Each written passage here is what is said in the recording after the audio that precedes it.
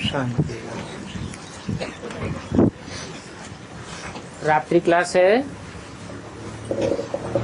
4/11/68 का।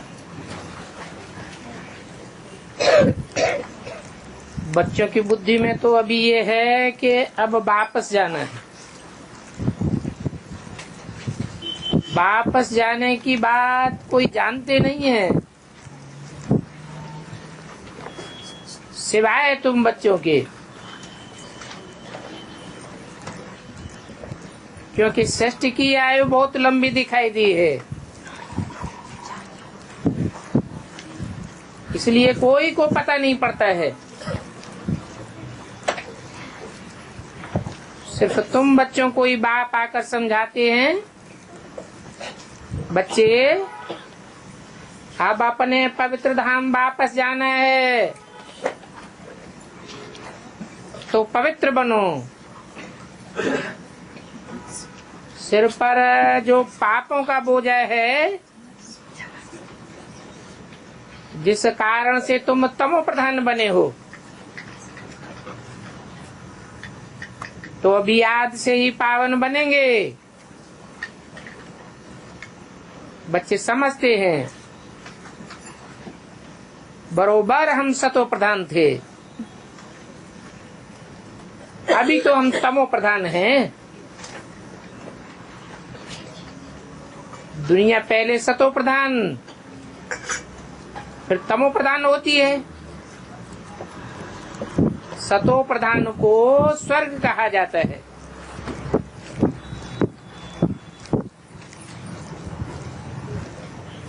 स्वस्थिति में होते हैं तो स्वर्ग होता है,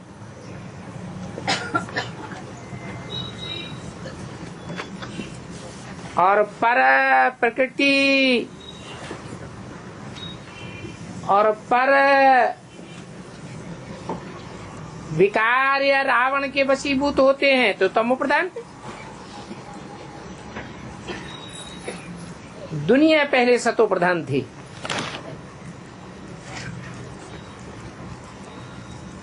ये भी हुनर है।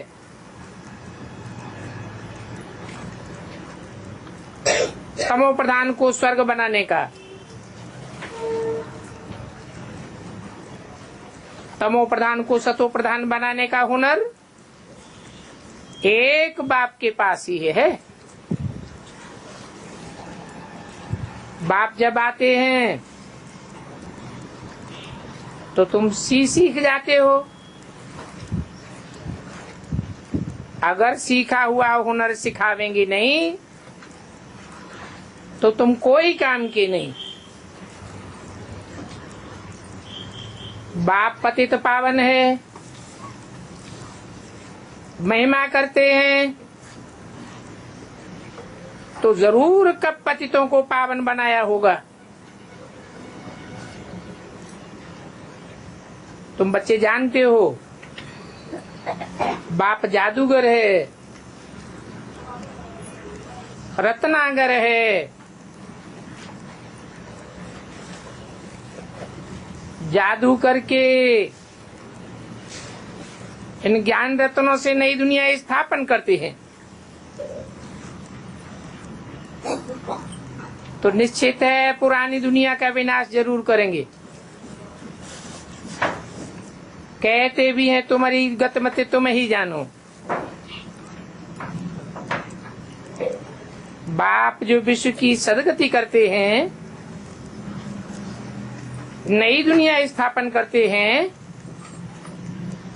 तो जरूर पुरानी दुनिया खलास करेंगे।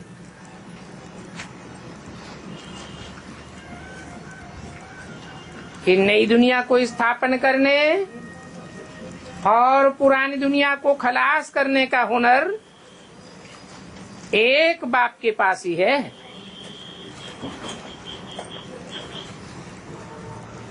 नई बहिष्ठ स्थापन करना और पुराने नरक को विनाश करना, ये बाप का काम है। ये भी जानते हो बहिष्ठ और दोजख दोनों इकट्ठे नहीं हो सकते। अभी तुम अनुभवी हो। ये बात सभी को समझाते रहते हो, नहीं तो लोग तो कह देते हैं इसी दुनिया में स्वर्ग है, इसी दुनिया में नरक है।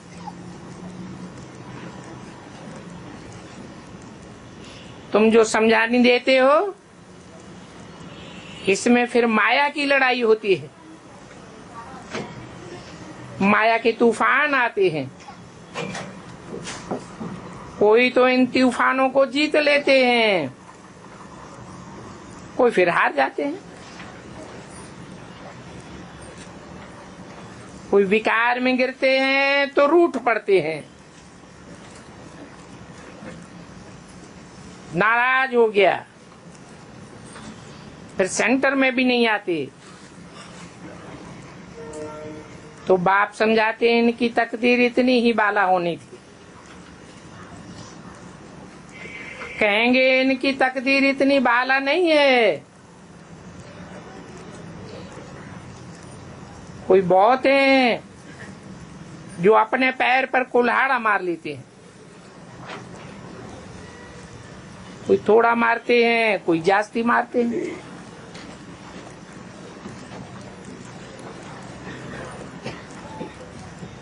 कोई जीते जी यहाँ मरते हैं, फिर जाकर के वो जन्म लेते हैं, वो यहाँ से मर जाते हैं। इन बातों का अनुभव भी तुमको होता है। अभी तुमको अच्छी अच्छी पॉइंट्स मिलती हैं, बरोबर जीते जी बाप के मध्य हैं, फिर रावण के बन जाते हैं। इन बातों को तुम समझ सकते हो कि कैसे कैसे होता है। क्या आते हैं, फिर कोई के संग में आ गए तो कोई गिर पड़ते हैं, कोई तो गिरते गिरते सावधान भी हो जाते हैं। तो बाप समझाते हैं कल्प पहले मिसल स्थापना होती रहती है। एक तो बाप को याद करो तो तुम्हारे विकर्म विनाश हो जाए। जो कुछ भी पास्ट होता रहता है समझो ड्रामा, फिर कल बाद ऐसे ही होगा।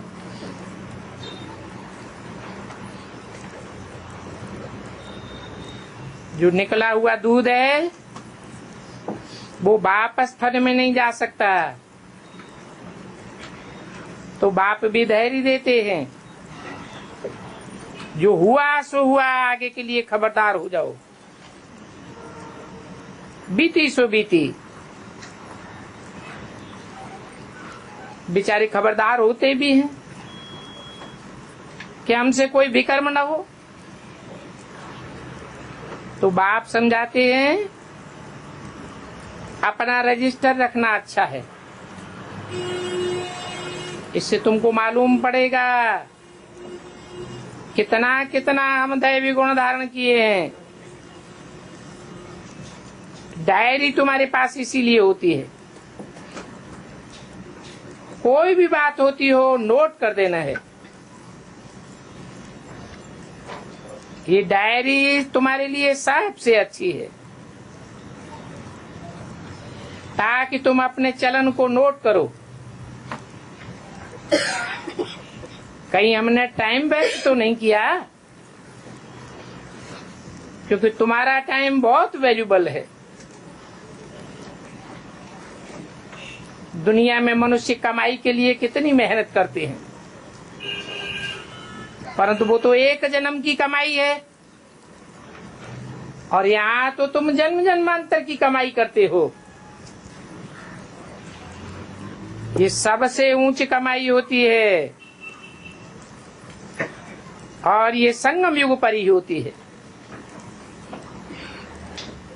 ये कमाई कोई स्थूल धन की नहीं है। तुम कमाई करते हो याद की यात्रा की, जिससे तुम्हारे जन्म जन्मांतर के विकर्म भी विनाश हो जाते हैं। और भविष्य 21 जन्मों के लिए भी तुम कमाई करते हो। तुम ही पहले सतो प्रधान थे, अभी तमो प्रधान हो। तमो प्रधान को ही पतित कहते हैं। हमको तमो प्रधान से सतो प्रधान बनाओ। पाप आत्मा कहा जाता है, क्योंकि आत्मा ही पुण्य करती है, आत्मा ही पाप करती है।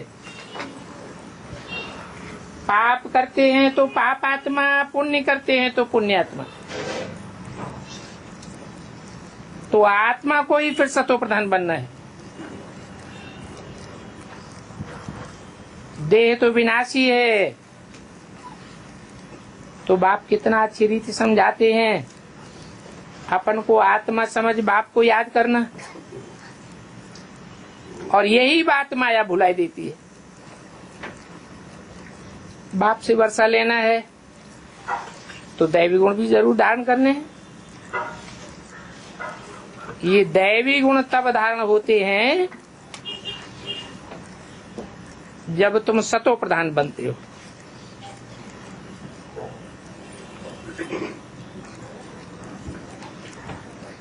और तमो प्रधान से सतो प्रधान बनना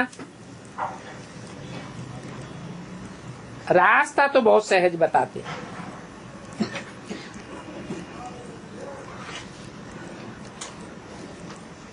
फिर ये डिफिकल्ट भी है। श्रीमत पर नहीं चलते हैं, मनमत पर चलते हैं या मनुष्य मत पर चलते हैं तो डिफिकल्ट भी बहुत है और सहज भी बहुत है। तुम्हारा बहुत बड़ा इम्तिहान है। तुमको ये एकदम विश्व की बादशाही मिल जाती है तो एकदम भरपूर हो जाना चाहिए। बच्चों को बड़ी खुशी होनी चाहिए, परंतु इसमें टाइम लग जाता है। शरीर निर्वाह के लिए धंधा आदि भी करना है, कोई से भीख नहीं मांगनी है। ये ड्रामा बना हुआ है। कल पहले जैसे जैसे पढ़ाई पढ़े थे वैसे ही पढ़ते रहते हैं। जो देरी से आने वाले हैं वो देरी से आते रहते हैं, परंतु वो देरी से आने वाले भी कोई ऐसे तीखे हो जाते हैं जो पुरानों वालों से भी गैलअप कर लेते हैं।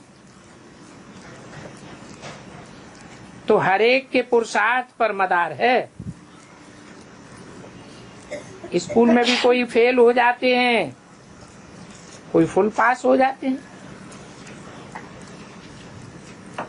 ये बाप तो बहुत लवली है, इसलिए लौकिक बाप होते भी पारलौकिक बाप को याद करते हैं। कहते हैं ना, ओ गॉड फादर, परंतु विचारों को सर्वव्यापी का ज्ञान बुद्धि से निकलता नहीं है। सर्वव्यापी से फिर लगाव कैसे होगा, लव कैसे पैदा होगा? भारत से ही ये सर्वव्यापी की बीमारी निकली है।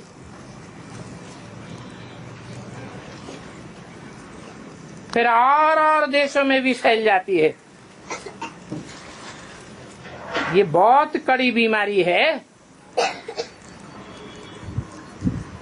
ये देह अभिमानी की पहले नंबर की बीमारी है।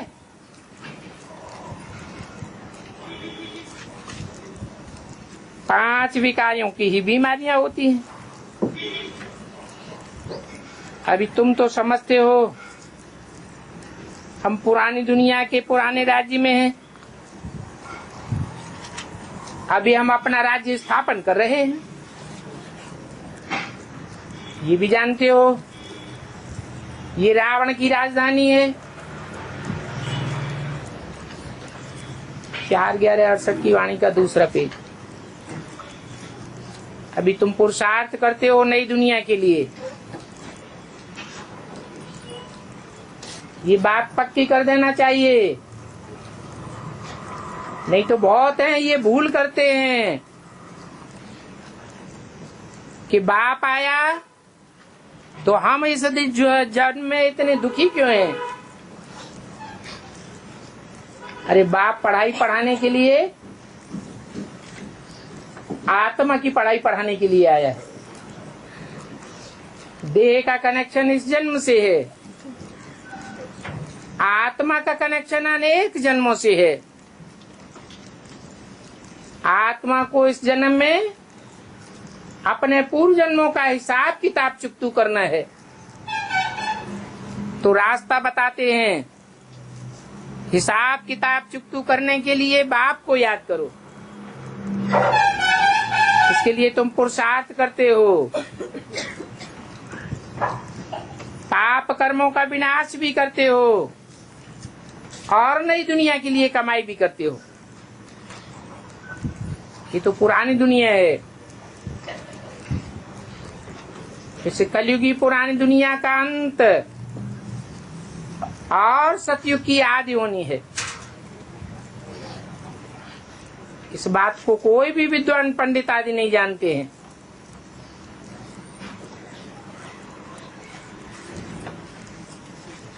बल कोई कहते भी हैं,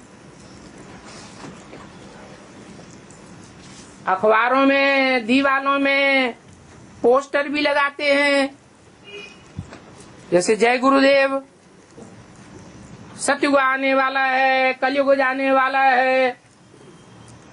परंतु उनसे पूछो कैसे आने वाला है, कैसे सतयुग आने वाला है, कैसे कलयुग जाने वाला है, कब जाने वाला है, तो कुछ नहीं बतावेंगे। आगे चल करके देखते रहेंगे क्या क्या होता है। तुम बच्चे तो कहेंगे ड्रामा, समय नजदीक आते जाएगा तो फिर समझ जाएंगे कि ड्रामा ऐसा बना हुआ है जो सेकंड बाई सेकंड रिपीट होता रहता है। कोई को माया की गुप्त ऐसी चमाट लगती है कि वायरे हो जाते हैं। तुमको तो माया के प्रकोप में भी अडोल रहना चाहिए।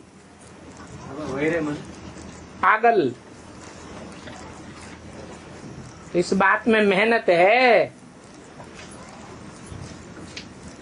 एटॉमिक बॉम्ब्स की लड़ाई छिड़ी, फिर बहुत आपदाएं आनी है। अभी तक भी मून पर जाने की कोशिश कर रहे हैं।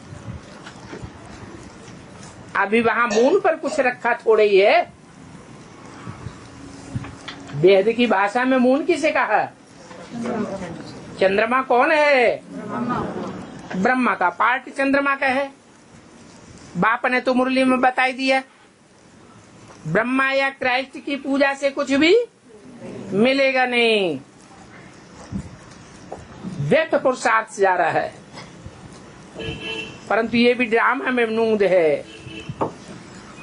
तुम बच्चों के लिए मुख्य है याद की यात्रा। तुम तो बाप को याद करते हो। तुम हो ही दूर देश के रहने वाले, यहाँ पराये देश में आए हो। तुम बाप को जानने से सभी कुछ जान जाते हो।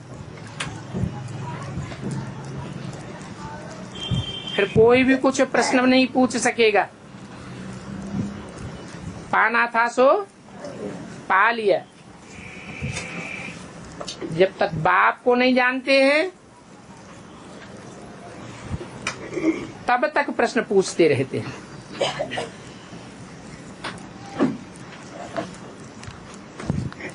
फिर भी 84 के चक्र को याद जरूर करना है। जानते हो बाबा आया हुआ है घर ले जाने के लिए। बाप आए हैं बहिष्ठ के लायक बनाने।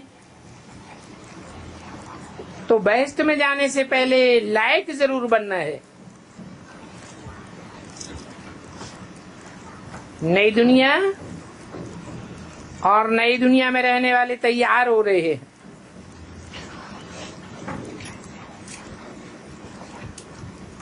किसी को भी निष्ठा में जोर देकर नहीं बिठाना है। ये हठयोग हो जाता है। हठयोग करने वालों का माथा ही खराब हो जाता है। कोई तो ध्यान में चले जाते हैं, वो ध्यान में जाने वाले तो कोई काम के नहीं, और ही टाइम वेस्ट हो जाता है। उन ध्यान में जाने वालों में न ज्ञान है न याद है। तो जोर जबरदस्ती कोई को बिठाना नहीं है। बाप तो कहते हैं खाओ पियो कुछ भी करो, बाप को याद करते रहो। खास क्यों बिठावे हैं? तुम्हारा तो कर्म योग है ना, कर्म करते रहो, याद करते रहो। माँ बच्चे को याद करती है, कोई काम धाम छोड़ देती है क्या? ऐसी कोई जरूरत नहीं है। ये तो आर्टिफिशियल याद हो जाती है। बल कोई कहते हैं प्रोग्राम आया है याद का।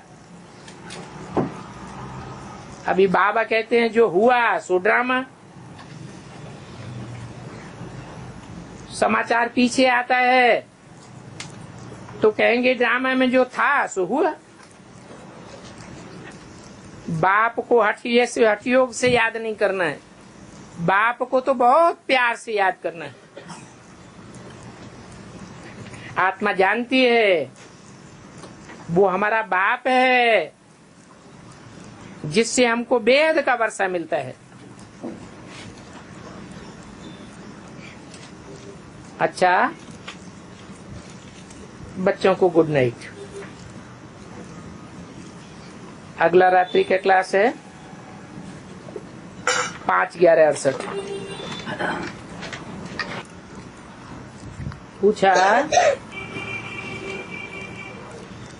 फूलों को ठंडी पड़ती है, फूल और कांटा कहा जाता है।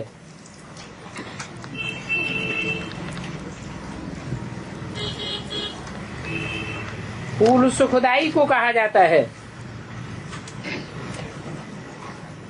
कितनी खुशबुएं देते हैं, हल्के भी होते हैं, देखने में भी शोभनीक होते हैं, और कांटे तो होते ही हैं दुखदाई, चुभने वाले। इसका कंट्रास्ट भी अभी तुम समझ सकते हो। ये कंट्रास्ट सतयुग में तुम नहीं किसी को समझा सकते। क्यों? क्योंकि वहां कोई कांटे होते ही नहीं, सब फूल ही फूल होते हैं। देवताएं तो होते ही हैं देने वाले। क्या देने वाले? सुख देने वाले। अभी बच्चे फील करते हैं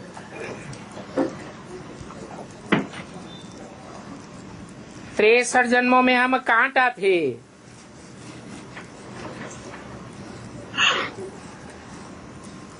या जो कुछ कहो सो थे, बंदर थे, जानवर थे। अभी बाप हमको फूल बना रहे हैं। तो अभी तुम फील करते हो हमारी क्या लाइफ थी और अभी हम क्या बन रहे हैं। जान गए हो रावण के राज्य में कैसे जीवन बर्बाद होती है। क्या कंट्रास्ट हुआ रावण के राज्य और राम राज्य का। बर्बादी का कारण क्या हुआ? रावण को 10 सिर दिखाते हैं, राम को 1 सिर दिखाते हैं। इससे बर्बादी का क्या कनेक्शन है? रावण अनेक मुख से अनेक प्रकार की मतें देता है और राम एक मुख से एक ही मत देता है। उसे सतमुख कहा जाता है। सन्मुख कहो तो तुम विपरीत बुद्धि नहीं बनते हो।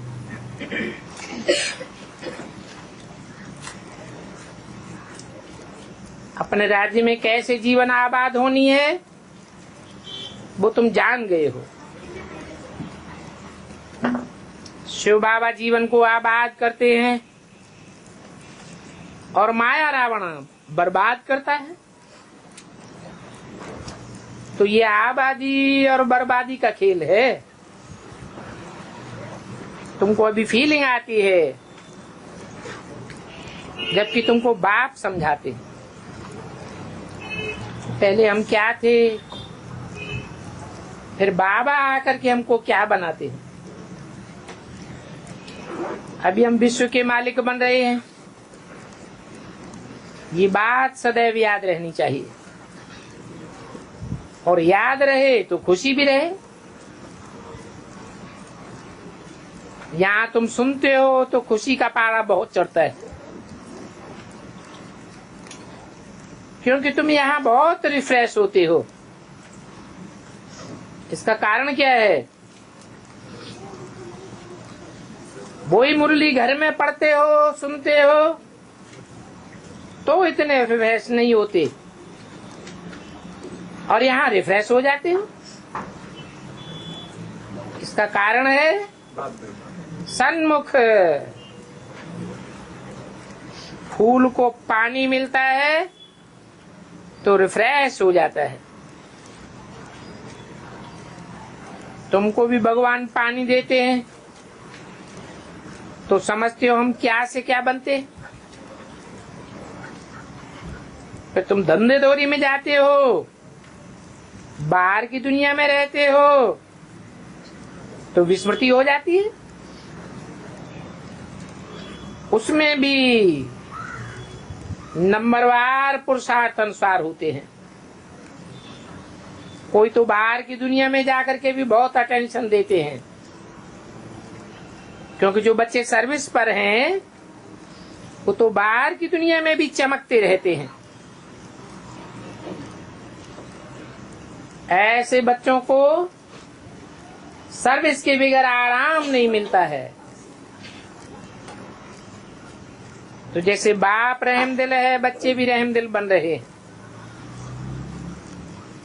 अभी दिन प्रतिदिन समय थोड़ा होता जाता है, वो भी कहेंगे ड्रामा के प्लान अनुसार। और इस ड्रामा के राज को तुम बच्चे ही समझते हो। जो तुम्हारे संग के रंग में आते हैं उनको रंग लगता है। तो तुम्हारी बुद्धि में है कि अभी बाकी थोड़ा समय है। दुनिया के मनुष्य तो इस बात को नहीं जानते हैं।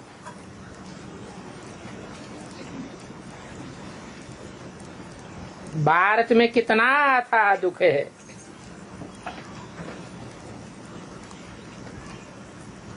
कितनी जनसंख्या है और तुम कितने थोड़े हो। तुम्हारी गुप्त सेना है जो योग बल से अपना राज भाग ले रही है।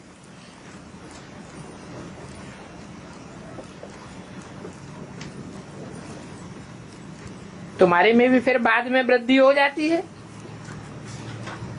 अभी तो छोटा झाड़ है। छोटे झाड़ होता है तो उसको तूफान बहुत लगते रहते हैं, पर जब नई दुनिया बनेगी तो तूफान की बात ही नहीं रहेगी। यहाँ तो झाड़ को तूफान लगते हैं। कई पत्ते तो क्षण जाते हैं, कई फिर नए नए ऐड होते जाते हैं। बहुत प्रजा बनती जाती है। ये फूलों का झाड़ तो स्थापन होना ही है। जैसे वट का जंगल होता है ना, परंतु इस पुराने जंगल को भी आग लगनी है। गाया हुआ है, बंभोर को आग लगी। अनेक प्रकार की आपदाएं होनी है। अभी तो कोई को स्वप्न में भी नहीं आता है कि कैसे मौत आना है। तुम तो जानते हो कि मौत आया कि आया, आज और कल की बात है। तुम बच्चे जानते हो भगवान बाप हमको पढ़ाते हैं, तो फिर बच्चों को खुशी भी होनी चाहिए। कृष्ण को पिता अथवा टीचर अथवा गुरु नहीं कहेंगे। क्यों नहीं कहेंगे?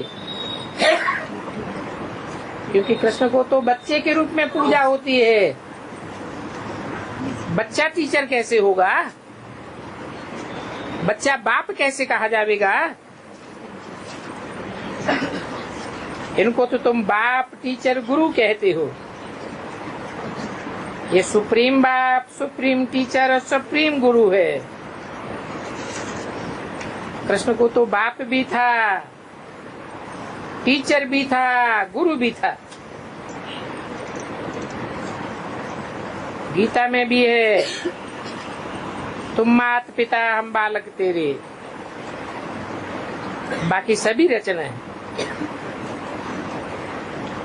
और रचना से रचना को वर्षा नहीं मिल सकता। कृष्ण बच्चा है तो जरूर कोई बाप दूसरा होगा। बाप को रचयिता कहा जाता है। बाप ने गीता माता को क्रिएट किया है, तो बाप से माता द्वारा वर्षा मिलना है। बाप समझाते हैं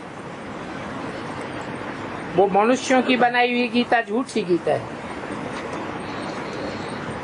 क्योंकि उसमें बच्चे कृष्ण का नाम डाल दिए है। जो हमारा बाप टीचर सदगुरु नहीं है, वो झूठी गीता पढ़ते पढ़ते तुम गिरते आए हो। फिर वही गीता जब तुम मेरे द्वारा सुनते हो तो तुम ऊपर चढ़ जाते हो। आदि में भी वही संस्कृत की गीता पढ़ करके सुनाते थे, परंतु आदि में ये पूरा ज्ञान नहीं था। अभी तो सारा ज्ञान क्लियर हो गया है।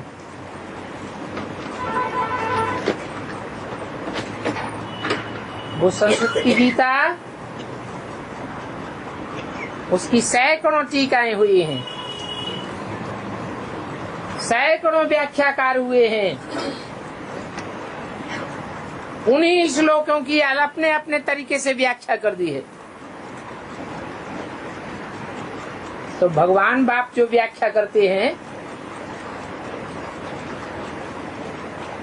वो व्याख्या झूठी हो जाएगी क्या? गीता नंबर 1 शास्त्र है।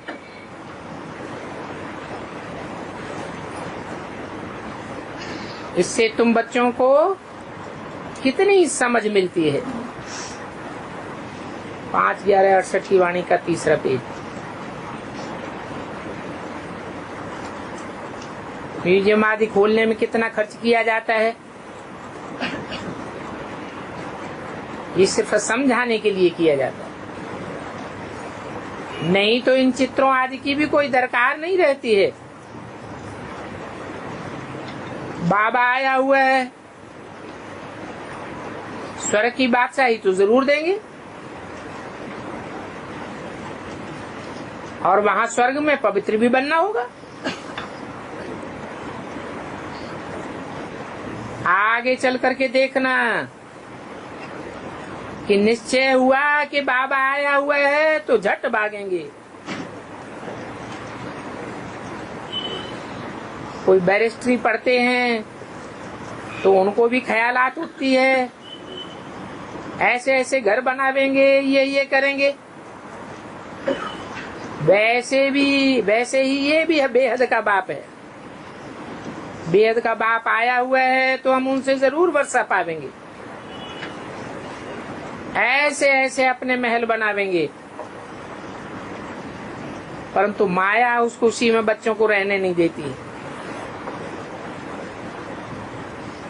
क्योंकि राम संप्रदाय और रावण संप्रदाय की लड़ाई है। बाप कहते हैं इस काम पर जीत पहनो तो तुम जगत जीत बन जाएंगे। जगत जीत इन लक्ष्मी नारायण को कहेंगे। इनके अलावा और कोई भी जगत जीत नहीं बना है। तो यहाँ बैठते हो तो सुखधाम और शांतिधाम याद आना चाहिए। बाकी बीती बातों को भूल जाओ, आगे की बातों का स्मरण करते हो तो खुशी होती है। 2500 वर्ष सभी कोशिश करते हैं मुक्ति धाम में जाने के लिए, परंतु उन कोशिश करने वालों को कोई को भी मुक्ति धाम जाने का रास्ता नहीं मिला। अभी बाप ने घर और राजधानी का पता बताई दिया। इतना बताया है और क्या बतावेंगे। अब ये दुखधाम खत्म हो जाएगा। तुम्हारी जब निरंतर याद होगी, याद में कोई भी अंतर नहीं पड़ेगा, तो तुमको निरंतर खुशी हो जाएगी।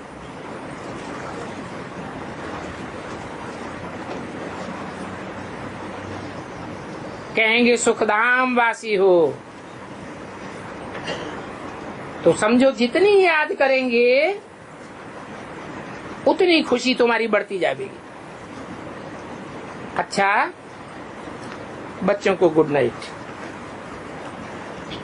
और एक छोटा सा रात्रि क्लास है 7/11/68। अभी हम स्टूडेंट हैं और ये पढ़ाई पढ़ रहे हैं।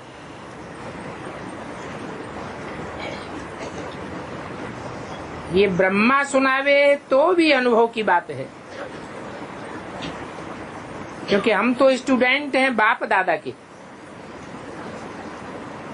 ये पढ़ाई पढ़ रहे और हम ये लक्ष्मी नारायण बनने के लिए पढ़ते हैं। जानते हैं कि ये पुरानी दुनिया तो बदलनी ही है, और ये बात भी तुम बच्चे जानते हो।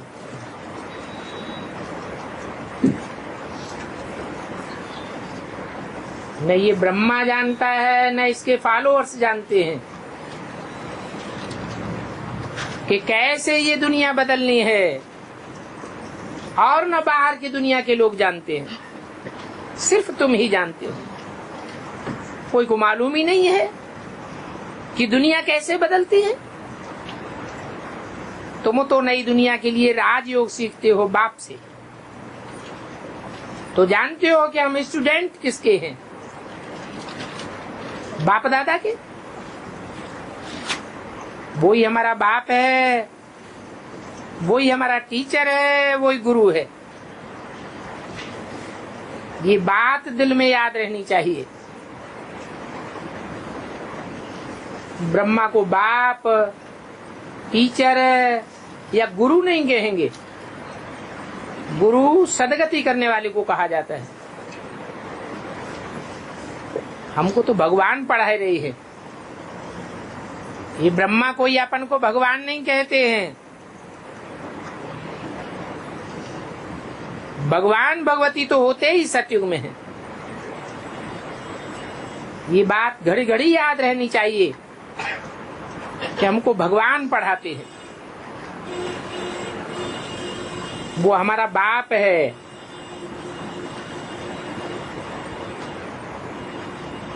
सत्य को माना ही नई दुनिया, उस नई दुनिया में हम जरूर जावेंगे। उस नई दुनिया को अमर लोग कहते हैं। फिर उस शिवालय को याद करते रहो। शिव बाबा से वर्षा मिलता है, क्योंकि हम रहने वाले ही शिवालय के हैं। ये शिवालय ही हमारे बाप का वर्षा है। वो भक्ति मार्ग में होता है जड़ शिवालय, वहां तो जड़ मूर्तियां रखी हुई हैं। हम तो जाते हैं चैतन्य शिवालय में। बाप कहते हैं पहले तो तुम कुछ भी नहीं जानते थे कि शिवालय क्या होता है और वैश्यालय क्या होता है। अभी बाप को जानने से तुम सभी कुछ जान जाते हो। तुम जानते हो बाप आए हुए हैं हमारे सभी प्रकार के दुखों को हरण करने के लिए। तो दुनिया में गायन भी होता है, दुख हरता सुख करता। यहाँ बच्चे आते हैं तो बच्चों को जैसे नई जिंदगी मिल जाती है, अर्थात नई दुनिया के लिए नई जिंदगी बनाते हैं नए ज्ञान से। तो अपने दिल को सदैव खुश रखना है। कोई तो धंधे में लगे रहते हैं तो फिर वो खुशी नहीं रहती है। बच्चे जानते हैं मधुवन में तो जरूर अपना परिवार भी होगा। यहाँ तुम बच्चों को स्मृति अच्छी रह सकती है। यहाँ वायुमंडल बड़ा अच्छा रहता है, कोई प्रकार का दुनियावी धंधे धोरी का किचड़ा नहीं। चारों ओर चित्र भी लगे पड़े हैं। कृष्ण को देखोगे तो भी स्वर्ग याद आवेगा। घड़ी घड़ी याद आने से कल्याण ही है। बाहर में लिख दो बेहद के बाप परमात्मा शिव से बेहद का वर्षा कैसे मिलता है, सो आकर के समझो। बच्चों को तो कितनी खुशी होनी चाहिए। रोज बाप हमको आकर के याद प्यार देते हैं। रोज रोज याद प्यार सुनने से खुशी का पारा ही चढ़ जाना चाहिए। आधा भोजन खुशी में हो जाना चाहिए, बाकी आधा खाना चाहिए। खुशी जैसी खुराक नहीं। सदैव सिमरन करना चाहिए कि हमको कौन याद प्यार देते हैं।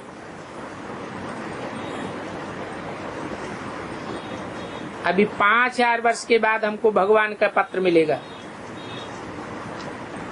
कोई के ख्याल में भी नहीं होगा कि भगवान बच्चों को कैसे रोज रोज पत्र लिखते हैं। जितना याद करेंगे तुम सतो प्रधान बनते जाओगे। गम से फारग होना है, बेगमपुर का बादशाह बनना है। तुम्हारी ये सभी दुख दूर हो जाएंगे। ऐसा पुरुषार्थ करो जो सजा न खानी पड़े।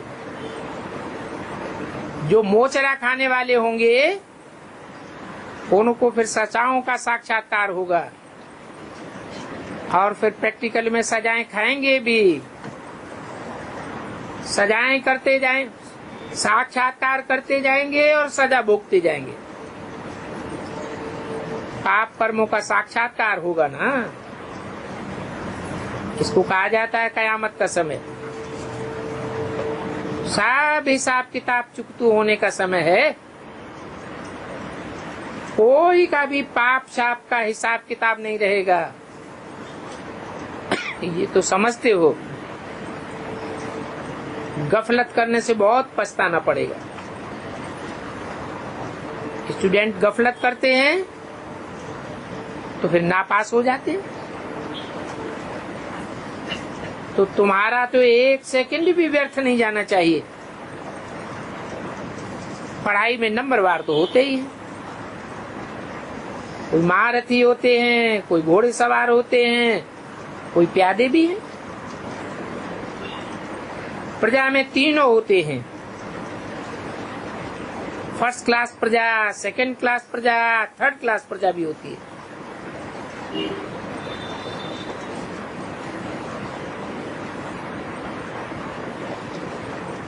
तो देखो फर्क होता जाता है।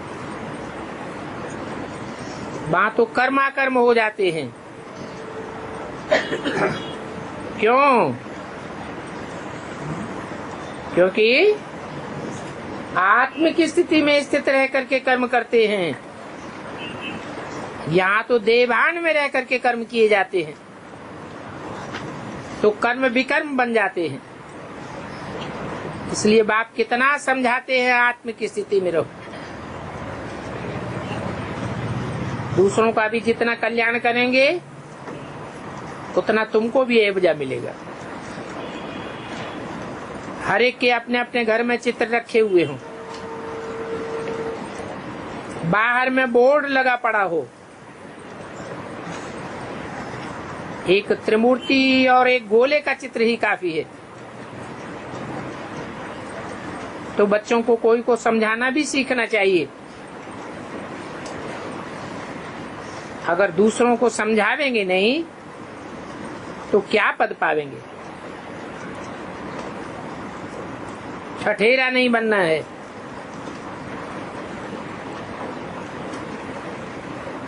उन ठठेरों के कान ठक ठक सुनते सुनते वायरे हो जाते हैं,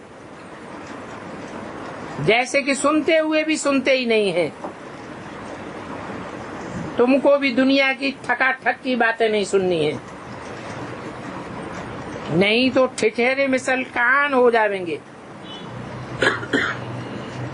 बाप अभी जो बातें कहते हैं उन बातों पर अमल करना है।